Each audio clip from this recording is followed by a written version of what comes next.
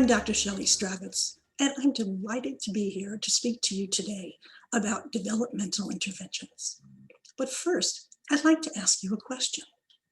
What is autism spectrum disorder? Got your answer? Well, the diagnostic manual used by whoever diagnosed your child is called the DSM-5, the Diagnostic and Statistical Manual, which classifies autism spectrum disorder as a neurodevelopmental disorder. Now, neuro means affecting the brain and nervous systems, and developmental means affecting development. So, ASD is a nervous system disorder that affects your child's development. Okay, but what do we mean by development? Well, to ensure that your baby is thriving, pediatricians ask questions about how your little one is growing or developing. So he'll measure your baby's length or your toddler's height. He'll also take your child's weight.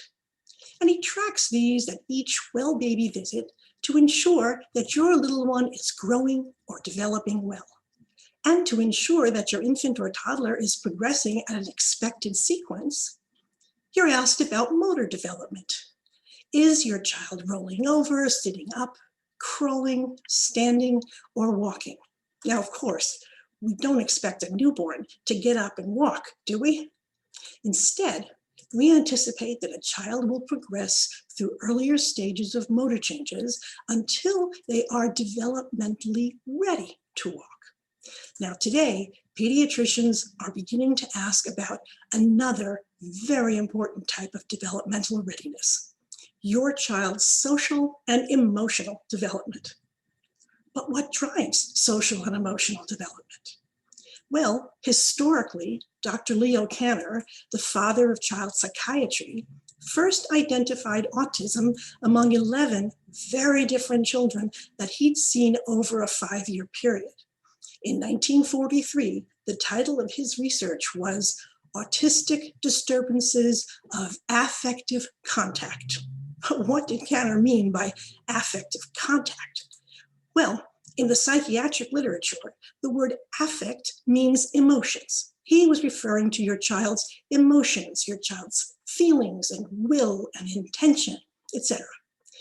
And contact referred to how the child related to others, how they were with their most primary relationships, their parents. So I've provided you with 2 articles that discuss the significance of a child's emotional development, which is the basis for a child's ability to understand and relate to others socially.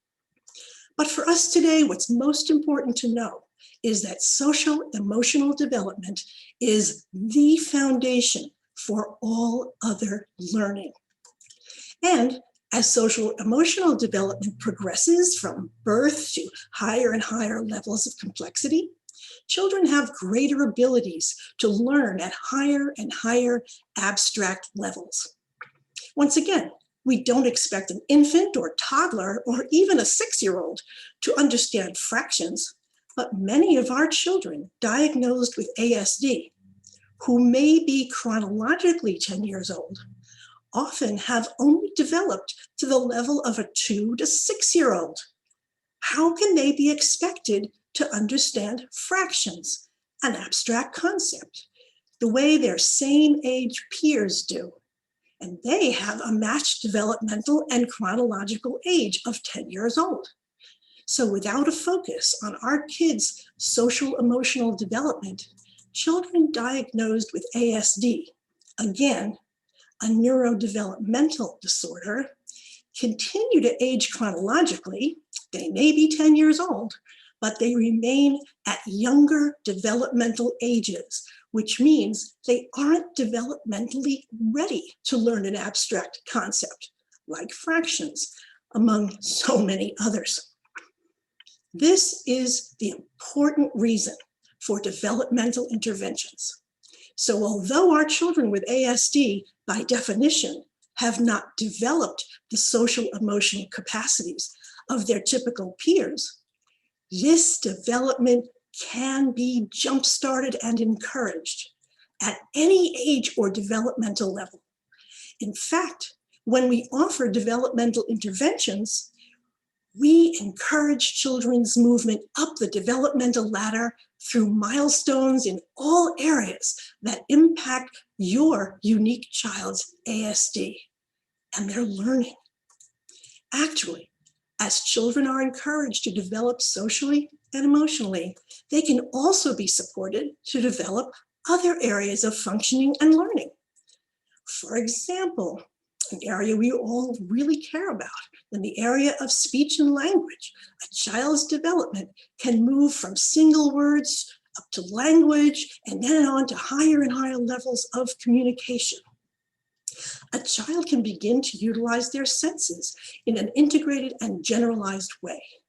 A generalized way means that they can use these more developed senses in whatever situation they encounter, instead of what was memorized for a very specific situation.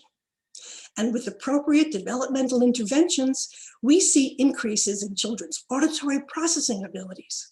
Even if your child has required, for instance, biomedical interventions, they will still require developmental interventions to reach their learning potential. Now, you may be wondering, which developmental interventions are best for your child? Well, actually, for progress in all areas of development, all children with ASD benefit from relationship-based social emotional interventions. The choice of other developmental interventions will depend on your own child's unique ASD profile based on the underlying causes of your individual child's ASD. Yet, no matter what is at cause for your child's unique ASD profile, there is one element that is the most important factor in all developmental interventions, and that is that all developmental interventions are based on relationships. And you are your child's most important relational partner. Remember what Kanner discovered. You are your child's most essential relational partner because you are your child's first and most intimate relationship. Yeah, but what about interactions with others? Well, your child's success with other relationships and interventions, that's a mistake. Your child's success with other relationships and interactions, peers, teachers, and all others, will flow from their joyous relational interactions with you. And at a minimum, you have wonderful opportunities for relational play many times throughout each day. And that's because throughout each day, you are with your child for meal times, changing times, bath time, and bedtime.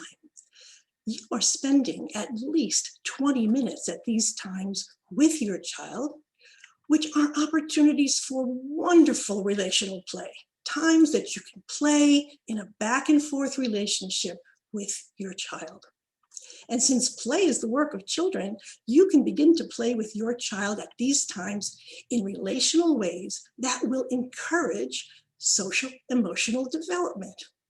Let me tell you, I've seen the opportunities for the optimal outcomes that can be reached through relational play for over 30 plus years. As I've consulted with parents and professionals across the US and worldwide, and for my own child, who recovered from a diagnosis of severe autism and severe mental retardation, we were told he would never form words. He completely recovered. I've seen it demonstrated over and over that when your focus is on social emotional development, all other areas of learning develop and flourish in developmentally appropriate ways, from rolling over to standing up to walking. So right now, you may be asking yourself, how do you begin with your child? Well, that one's easy. Begin all your play by focusing your mindset on your tremendous love for your child. And by following your child's lead, play with something your child seems interested in. It doesn't matter what you play with, as long as your child is motivated about it. Your only goal is to engage with your child in joyous interactions and more and more and more interactions. It's not about what you play. It's about enjoying playing together. And remember, when you encourage a joyous relationship with your child, you are beginning to jumpstart your child's social emotional development. And if you'd like to learn what more you can do in the time that you play with your child, in your workbook, I introduce you to 3 exceptional programs which support parents who want to promote their child's social emotional development. Among the video examples and book suggestions I've provided, you will find examples of Dr. Stanley Greenspan's and Dr. Serena Wieder's DIR floor time model. You'll see one mother and child working with the late Dr. Stanley Greenspan. As you watch this short video, notice how quickly their interactions change to focus, joyous, developmentally appropriate play. Then you'll find a link to Dr. Serena Wieder's free DIR floor time Perfectum Parent Toolbox, filled with information for you. And then you'll also find a link to Ron Kaufman's Sunrise Program presentation. He offers you tips that all of you can use right away to begin working on your child's social and emotional development. I've also provided you with a link to a Sunrise Program video with 3 suggestions that will help you to make playing with your child even more effective. And finally, there's a link for you to find out more about the online Sunrise Program for parents from this nonprofit program. The books suggested explain these 3 parent training programs in greater depth to take your understanding of these relational, developmentally based interventions much further. Each program provides you with a roadmap and tools to guide you and your child. And most important for your child's development, have fun.